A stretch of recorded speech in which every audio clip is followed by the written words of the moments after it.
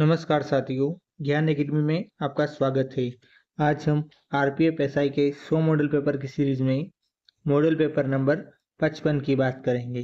तो दोस्तों, आप इस चैनल पर नए हो तो चैनल को सब्सक्राइब कीजिए और अपने ज़्यादा से ज़्यादा दोस्तों के साथ शेयर कीजिए ताकि उन्हें भी इन मॉडल पेपर का लाभ मिल सके। ठीक है दोस्तों, चलते हैं आज के हमारे मॉडल पेपर की ओर। देखिए, हमारा आज का मॉडल पेपर का पहला क्वेश्चन क्या है। भारतीय संविधान के किस अनुच्छेद के तहत लोकसभा में अनुसूचित जातियों और जनजातियों के लिए आरक्षण दिया गया। तो दोस्तों, लोकसभा में अनुसूचित जाति और जनजातियों के लिए आरक्षण कौन से अनुच्छेद में दिया गया। तो ऑप्शन ए है अनुच्छेद 330, ऑप्शन बी है 345, ऑप्शन सी है 222, ऑप्शन डी है 332। तो दोस्तों, कौन से अनुच्छेद में दिया गया, तो करेक्ट आंसर क्या हो जाएगा। इसका correct answer option number A हो जाएगा। क्या होगा, अनुच्छेद 330 करेक्ट आंसर हो जाएगा। दोस्तों, अनुच्छेद 332, तो दोस्तों इसमें भी अनुसूचित जाति और जनजाति को आरक्षण दिया गया, पर लोकसभा में नहीं, विधानसभा में दिया गया। किसमें दोस्तों, विधानसभा में। विधानसभा पूछ ले कि विधानसभा में अनुसूचित जाति और जनजाति को आरक्षण किसमें दिया गया, तो अनुच्छेद 332 में दिया गया। ये ध्यान रखिएगा दोस्तों, बहुत शानदार क्वेश्चन है, आपको कंफ्यूज कर सकता है लोकसभा और विधानसभा में। इसकी लोकसभा की जगह अगर विधानसभा आ जाता है तो विधानसभा में अनुसूचित जाति और जनजातियों के लिए आरक्षण कौन सा अनुच्छेद में दिया गया, तो अनुच्छेद 332 में दिया गया विधानसभा में आरक्षण, और लोकसभा में अनुच्छेद 330 में दिया गया। ठीक है दोस्तों, इसी के साथ बढ़ते हैं अगले क्वेश्चन की ओर। देखिए अगला क्वेश्चन क्या कह रहा है। क्वेश्चन नंबर 2,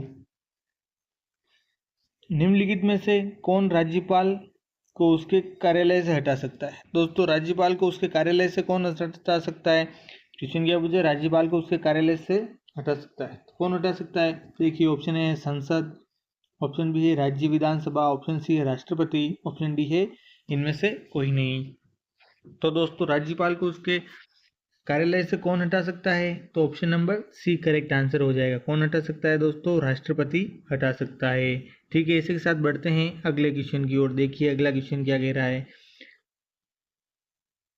क्वेश्चन नंबर 3 है, भारत द्वारा सबसे ज्यादा निर्यात किए जाने वाले कृषि पदार्थ है। दोस्तों, भारत में सबसे ज्यादा कौन सा पदार्थ निर्यात किया जाता है, कृषि पदार्थ।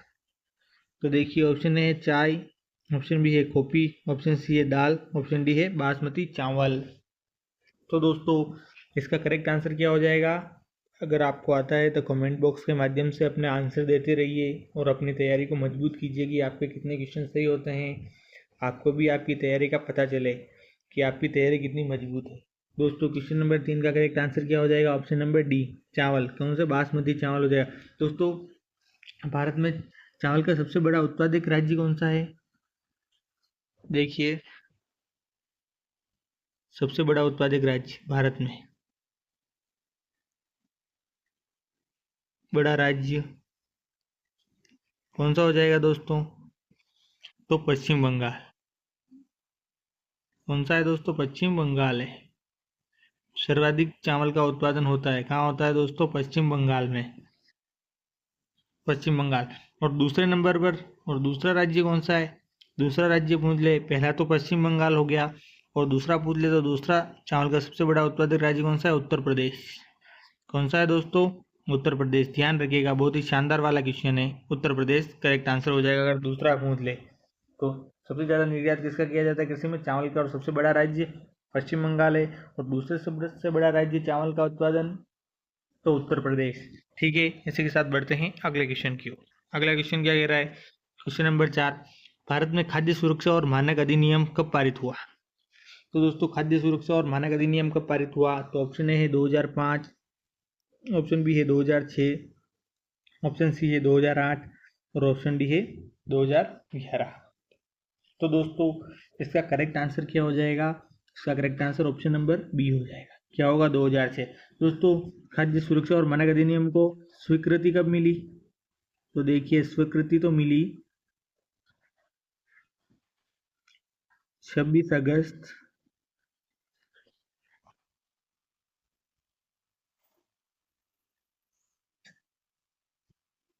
2006 को, 26 अगस्त 2006 6। 26 अगस्त 2006 को स्वीकृति मिली। और ये प्रकाशित कब हुआ? तो प्रकाशित 26 नहीं है दोस्तों, गलती से मिस्टेक है, 26 अगस्त ना ओके, यहाँ पर 23 अगस्त को मिली थी। स्वीकृति कब मिली? 23 अगस्त 2006 को स्वीकृति मिली थी खाद्य सुरक्षा और मानक अधिनियम को। और ये प्रकाशित कब हुआ? अरे तो ये ध्यान रखिएगा, ये पारित कब हुआ था प्रकाशित? तो 24 अगस्त 2006। कुल मिला के अपने ऑप्शन में 2006 दिया हुआ है, तो करेक्ट आंसर तो 2006 ही है। और अगर आपको डेट पूछ ले कि कब स्वीकृति मिली, कब प्रकाशित हुआ, तो ये भी आप ध्यान रखिएगा, डेट भी ध्यान रखिएगा। ठीक है, इसी के साथ बढ़ते हैं अगले क्वेश्चन की ओर। देखिए अगला क्वेश्चन क्या कह रहा है। क्वेश्चन नंबर 5, निम्नलिखित में से कौन म्यूचुअल फंड्स को विनियमित करता है? दोस्तों म्यूचुअल फंड्स को कौन विनियमित करता है? ऑप्शन ए है सेबी, ऑप्शन बी है एसबीआई, ऑप्शन सी है आरबीआई, ऑप्शन डी है इनमें से कोई नहीं। तो दोस्तों म्यूचुअल फंड को कौन विनियमित करता है? तो कौन करता है? ऑप्शन नंबर ए इसका करेक्ट आंसर हो जाएगा। क्या होगा दोस्तों? ऑप्शन नंबर ए सेबी, या सेबी नहीं आए तो ये नाम भी आ सकता है, ध्यान रखिएगा, भारतीय प्रतिभूति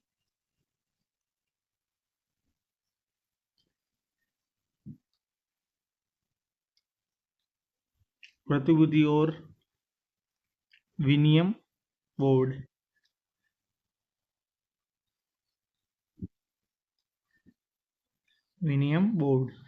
तो दोस्तों ध्यान रखिएगा, बहुत शानदार क्वेश्चन है। इसी के साथ बढ़ते हैं अगले क्वेश्चन की ओर।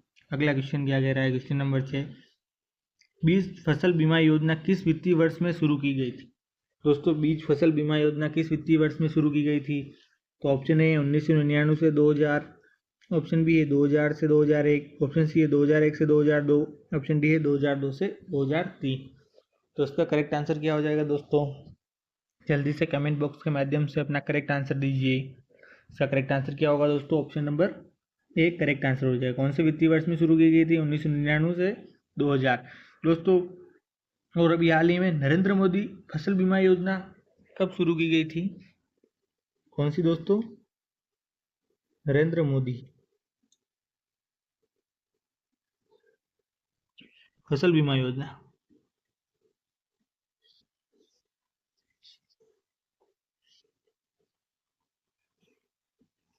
तो कब चालू की गई थी दोस्तों? ये चालू की गई थी 13 जनवरी 2016।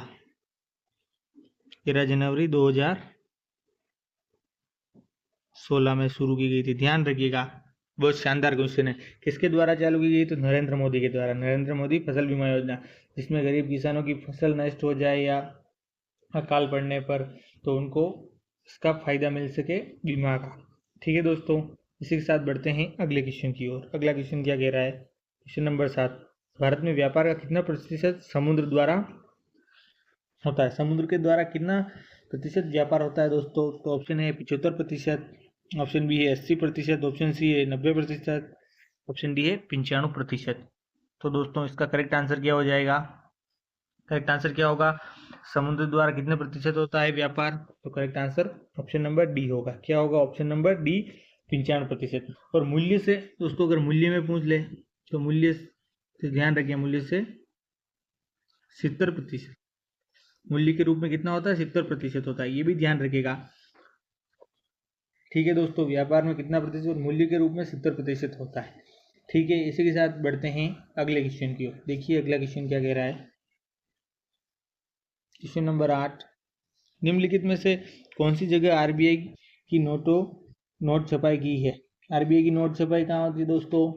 तो देखिए ऑप्शन ए है देवास, ऑप्शन बी है मध्य प्रदेश, ऑप्शन सी है चेन्नई, ऑप्शन डी है मुंबई। तो उसका करेक्ट आंसर क्या होगा? कहाँ पर होती है आरबीआई की नोटों की छपाई? करेक्ट आंसर क्या होगा? Option number A. क्या हो जाएगा? Option number A Dewas. Dewas नहीं आए तो दोस्तों नासिक भी करेक्ट आंसर हो सकता है। नासिक और देवास में ये दोनों जगह होती है दोस्तों नोटों की छपाई। ठीक है, आरबीआई की नोटों की छपाई नासिक और देवास में होती है। ठीक है, इसी के साथ बढ़ते हैं अगले क्वेश्चन। देखिए अगला क्वेश्चन क्या कह रहा है। क्वेश्चन नंबर 9, भारतीय वायुसेना के विंग कमांडर अभिनंदन के लिए किस पुरस्कार की सिफारिश की है। दोस्तों अभिनंदन, कमांडर अभिनंदन को तो आप जानते ही होंगे, उसको किस पुरस्कार की सिफारिश की है। तो देखिए ऑप्शन ए वीर चक्र, ऑप्शन बी है शौर्य चक्र, ऑप्शन सी है अशोक चक्र, ऑप्शन डी है परमवीर चक्र। तो दोस्तों इसका करेक्ट आंसर क्या होगा। इसका correct answer option number A हो जाएगा। क्या होगा दोस्तों, ऑप्शन नंबर ए वीर चक्र। दोस्तों आपको पता हो तो अभिनंदन ने पाकिस्तान में घुसकर उनको सबक सिखाया था, उनके हवाई विमानों को हरा दिया था, उनके हवाई विमानों को नष्ट कर दिया था, अगर आपको पता हो अभिनंदन के बारे में। और उनका भी वहाँ क्रैश हो गया था और उनको वहाँ पे पकड़ लिया था पाकिस्तानियों ने, आपको पता हो तो उनको वहाँ कैद करके रखा था। ठीक है, इसी के साथ बढ़ते हैं अगले क्वेश्चन की ओर। बहुत शानदार वाला क्वेश्चन और बन सकता है क्वेश्चन, दोस्तों ध्यान रखिएगा। इसी के साथ बढ़ते हैं अगले क्वेश्चन की ओर। देखिए अगला क्वेश्चन, क्वेश्चन नंबर 10 क्या कह रहा है। भारतीय रेलवे परिवहन दिवस कब मनाया जाता है। दोस्तों भारतीय रेलवे परिवहन दिवस कब मनाया जाता है। तो देखिए ऑप्शन ए है 16 अप्रैल, ऑप्शन बी है 10 अप्रैल, ऑप्शन सी है 23 अप्रैल, ऑप्शन डी है 19 अप्रैल। तो दोस्तों इसका करेक्ट आंसर क्या होगा, कब मनाया जाता है भारतीय रेलवे परिवहन दिवस। तो करेक्ट आंसर क्या होगा, ऑप्शन नंबर ए। क्या होगा, ऑप्शन नंबर है 16 अप्रैल। दोस्तों अगर आपको 16 अप्रैल और साथ में वर्ष भी दिया हो कि कौन से वर्ष में, तो ध्यान रखिए कौन से वर्ष से चालू हुआ था। तो 16 अप्रैल 1853 कब से चालू हुआ था, या 16 अप्रैल 1853 से रेलवे परिवहन दिवस मनाया जाता है, भारतीय रेलवे परिवहन दिवस। ठीक है, बढ़ते हैं अगले क्वेश्चन की। देखिए अगला क्वेश्चन क्या कह रहा है। क्वेश्चन नंबर 11, क्वेश्चन नंबर 11 क्या कह रहा है। भारत का 29वां राज्य है, तो भारत का 29वां राज्य कौन सा है। ऑप्शन ए है आंध्र प्रदेश, ऑप्शन बी है झारखंड, ऑप्शन सी है उड़ीसा, ऑप्शन डी है तेलंगाना। तो दोस्तों करेक्ट आंसर क्या होगा, ऑप्शन नंबर डी इसका करेक्ट आंसर होगा। क्या होगा, 29वां राज्य कौन सा है, तेलंगाना। दोस्तों ये कब गठित हुआ था, तो 2014 में गठित हुआ था तेलंगाना। गठित गठित हुआ था। इससे पहले ये आंध्र प्रदेश में विलय हो गया था, फिर आंदोलन के बाद इसको तेलंगाना को अलग राज्य का। अगर डेट पूछ ले कि 2014 में भी तेलंगाना कब राज्य बना, तो ध्यान रखिए डेट क्या है इसकी, 2 जून 2014 29वां राज्य बना था तेलंगाना। ठीक है, बढ़ते हैं अगले क्वेश्चन की। देखिए अगला क्वेश्चन क्या कह रहा है। क्वेश्चन नंबर 12, दक्षिण भारत का सर्वोच्च पर्वत शिखर है। दोस्तों तो दक्षिण भारत का सर्वोच्च पर्वत शिखर कौन सा है। देखिए ऑप्शन ए है अन्नामुदी, ऑप्शन बी है महेंद्रगिरी, ऑप्शन सी है दोदा बेट्टा, ऑप्शन डी है महाबलेश्वर। तो इसका करेक्ट आंसर क्या होगा दोस्तों, दक्षिण भारत का सर्वोच्च पर्वत शिखर कौन सा है, तो अन्नामुदी पर्वत। करेक्ट आंसर क्या हो जाएगा, अन्नामुदी शिखर हो जाएगा दोस्तों, पर्वत नहीं शिखर, अन्नामुदी शिखर। ये इसे क्या कहते हैं दोस्तों, इसे केरल राज्य के गौरव के रूप में माना जाता है। अन्नामुदी को केरल राज्य के गौरव के रूप में माना जाता है।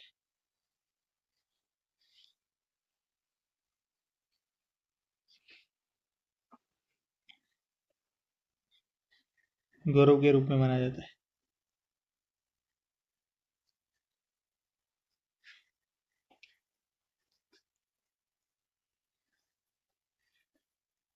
ना जाता है। और दोस्तों एक चीज ध्यान रखिएगा कि अन्नामुदी शिखर की ऊंचाई कितनी है। तो ऊंचाई कितनी है इसकी शिखर की, तो 2695 मीटर। कितनी है दोस्तों, 2695 मीटर इसकी ऊंचाई है, तो इसकी अन्नामुदी शिखर की। इसी के साथ बढ़ते हैं अगले क्वेश्चन में। अन्नामुदी पर्वत शिखर की ऊंचाई कितनी है, 2695 मीटर। ठीक है, बढ़ते हैं अगले क्वेश्चन की ओर। अगला क्वेश्चन क्या कह रहा है, अरावली एवं विंध्य श्रृंखलाओं के मध्य कौन सा पठार स्थित है। दोस्तों अरावली और विंध्य श्रृंखलाओं के मध्य कौन सा पठार स्थित है। ऑप्शन ए मालवा का पठार, ऑप्शन बी है प्रायद्वीपीय पठार, ऑप्शन सी है दक्कन का पठार, ऑप्शन डी है छोटा नागपुर का पठार। तो करेक्ट आंसर क्या होगा दोस्तों, इसका correct answer option number A हो जाएगा। क्या होगा, मालवा का पठार। दोस्तों वर्तमान में मालवा का पठार कहाँ है, तो मध्य प्रदेश में स्थित। कहाँ पर है दोस्तों? मालवा का पठार मध्य प्रदेश में स्थित है। अरावली और अरावली एवं विंध्य श्रृंखलाओं के मध्य कौन सा है? तो मालवा का पठार स्थित है। ठीक है, बढ़ते हैं अगले क्वेश्चन की ओर। देखिए अगला क्वेश्चन क्या कहता है। क्वेश्चन नंबर 14, यदि आज फ्राइडे है तो 42 दिन बाद कौन सा दिन होगा? ठीक है दोस्तों, क्या होता है फ्राइडे? तो फ्राइडे कितने हैं? 42 दिन बाद पूछा। हफ्ते में कितने दिन होते हैं? 7। 7 का भाग लगा देंगे तो कितनी बार जाएगा दोस्तों? 7 बार। और ये 42, शेषफल कितना बचेगा? 0। तो दोस्तों अब जीरो जीरो में अपने को क्या जोड़ना है? जितने जीरो में वापस फ्राइडे जोड़ना है। तो दोस्तों अगर यहाँ पर 2 होता तो फ्राइडे के बाद अगले 2 दिन जोड़ते, शेषफल 2 बचता। तो यहाँ 0 बचा तो वापस 42 दिन बाद कौन सा होगा? फ्राइडे ही होगा। तो करेक्ट आंसर क्या हो जाएगा दोस्तों? ऑप्शन नंबर डी होगा। यहाँ पर फ्राइडे छपा नहीं है, प्रिंटिंग मिस्टेक हो गई। यहाँ पर Friday option number D correct answer हो जाएगा।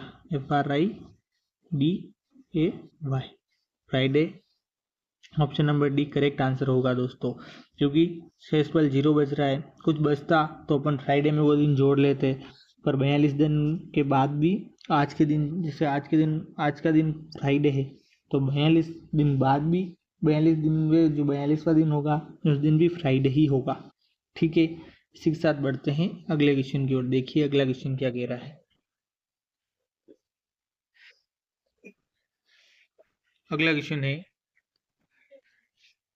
53606 का संबंध 965 से है, तो 60505 का संबंध बता रहा है। देखिए दोस्तों, अब इस क्वेश्चन को करने के लिए अपन सबसे पहले क्या करें, अगर अपन इनको जोड़ लेते हैं, अगर इनको जोड़ते हैं 5 + 3 + 6 + 0 + 6 करते हैं तो कितना होता है दोस्तों? 6 और 6 12, 12 और 3 15, 15 और 5 कितने होते हैं? 20 होते हैं। कितने आ रहे हैं? 20 आ रहे हैं। इसी प्रकार अगर अपन 9 + 6 + 5 करें तो कितना होता है दोस्तों? 9 में 6 जोड़े कितना? 15, 15 में 5 जोड़े तो 20। दोस्तों ये तो सेटिस्फाई कर रहा है, ये तो इनका संबंध बन रहा है, दोनों में 20-20 आ रहे हैं। ठीक है, इसी प्रकार अगर अपन जोड़ते हैं 6 + 0 + 5 + 0 + 5 करते हैं। ठीक है दोस्तों, तो करते हैं तो कितना आ रहा है? देखिए 6 + 5 कितने होते हैं? 6 + 5 11, 11 में 5 जोड़ेंगे कितना आएगा? 16 आएगा। अब दोस्तों 16 आएगा। इसके बाद तो दोस्तों अब ये जो 4 ऑप्शन दिए हुए हैं, इन चारों ऑप्शन को जोड़ के अपने को चेक करना है कि कौन से ऑप्शन में 16 बन रहा है, वही अपना करेक्ट आंसर होगा। तो दोस्तों देखिए 7 और 6 जोड़ेंगे तो 7 और 6 कितने होते हैं? 7 और 6 कितने होते हैं? 13। 13, 13 में 5 जोड़ेंगे तो कितने? 18। ये तो नहीं हो सकता। ये कितना? 8 + 8 16, 16 में 5 जोड़ेंगे 21, ये भी नहीं होगा।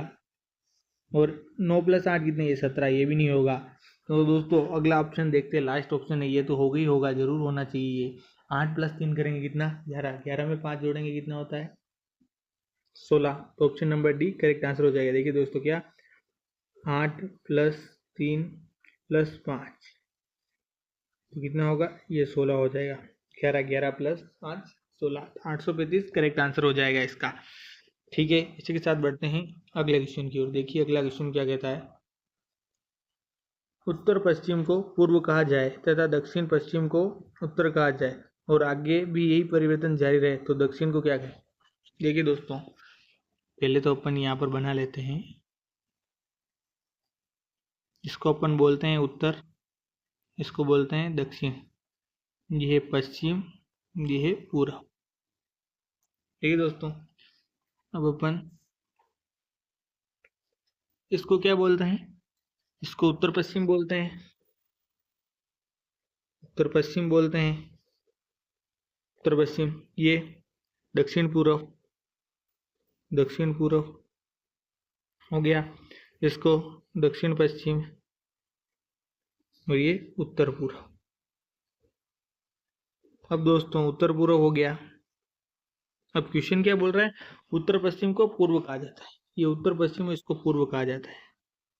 तो दोस्तों अपन परिवर्तन करके यहाँ वापस लिख देते हैं। तो देखिए क्या कह रहा है ये, उत्तर पश्चिम को पूर्व, तो उत्तर पश्चिम कहाँ पर है ये, तो उत्तर पश्चिम को ये पूर्व कह रहा है, तो अपन ये पूर्व लिख देते हैं यहाँ पर, उत्तर पश्चिम को पूर्व कह रहा है, ठीक है। और दक्षिण पश्चिम को उत्तर कहा जाता है, तो ये दक्षिण पश्चिम, दक्षिण पश्चिम को क्या कह रहा है, ये उत्तर लिख दिया है, ठीक है दोस्तों। उत्तर पश्चिम को दक्षिण, तो पूर्व के सामने क्या होता है, अपन यहाँ वापस लिख देते हैं, ये पश्चिम हो गया, उत्तर के सामने ये दक्षिण आ गया, ठीक है। अब क्वेश्चन क्या पूछ रहा है, ये जा रहे तो दक्षिण को क्या कहेंगे, तो दक्षिण दिशा है, तो दक्षिण को क्या कहेंगे दोस्तों, ये पश्चिम और उत्तर, उत्तर और पश्चिम के बीच में, तो क्या कहेंगे, उत्तर पश्चिम, उत्तर पश्चिम कहेंगे। दक्षिण को क्या कहेंगे, उत्तर पश्चिम कहेंगे। तो देखिए उत्तर पश्चिम कौन से ऑप्शन नंबर में है, तो ऑप्शन नंबर बी में उत्तर पश्चिम आ रहा है, तो correct answer option number B हो जाएगा। अब दोस्तों अगर आप इस क्वेश्चन को पढ़ के ही डर जाते तो आप कैसे सही कर पाते, कितना इजी क्वेश्चन था, कुछ भी नहीं करना था, जैसे जैसे क्वेश्चन पूछता गया वैसे वैसे अपन करते गए और अपना आंसर आ गया। स्टेप बाय स्टेप चलती है दोस्तों मैथ्स में, यही है रीजनिंग क्वेश्चन कि आप स्टेप बाय स्टेप करते जाइए तो आपका करेक्ट आंसर आ जाएगा। कितना इजी क्वेश्चन था, कितने आसानी से हो गया दोस्तों। और दक्षिण में पूछा, दक्षिण दिशा में अब क्या बनेगा, तो उत्तर पश्चिम बनेगा, करेक्ट आंसर उत्तर पश्चिम हो जाएगा। और अगर ऊपर पूछता उत्तर में क्या बनेगा, तो उत्तर का क्या बनता, अगर उत्तर को क्या कहेंगे, उत्तर पूछ लेता तो उत्तर को क्या कहेंगे, उत्तर को दक्षिण पूर्व कहेंगे, दक्षिण पूर्व कहते हैं, ठीक है। इसी के साथ बढ़ते हैं अगले क्वेश्चन की ओर, बहुत आसान क्वेश्चन था दोस्तों।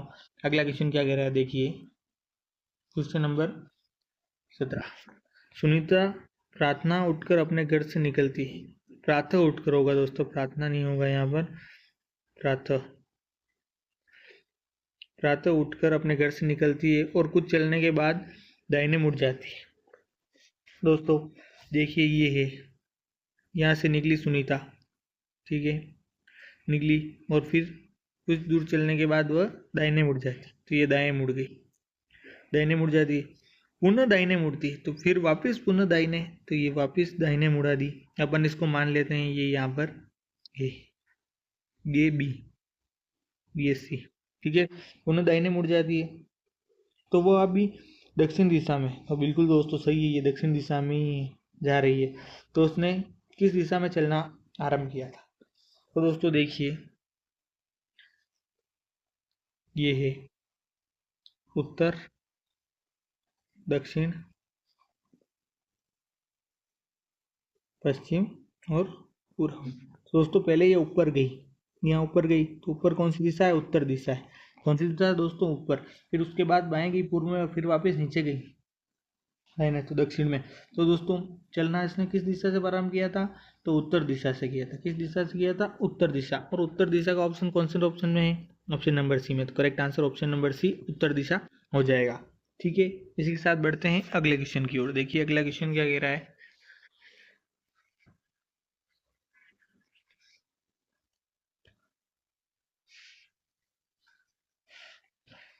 7500 रुपये को ए, बी और सी में इस प्रकार बांटा जाता है कि ए और बी का अनुपात 5:2, बी और सी का अनुपात 7:13 हो, तो बी का हिस्सा बताओ।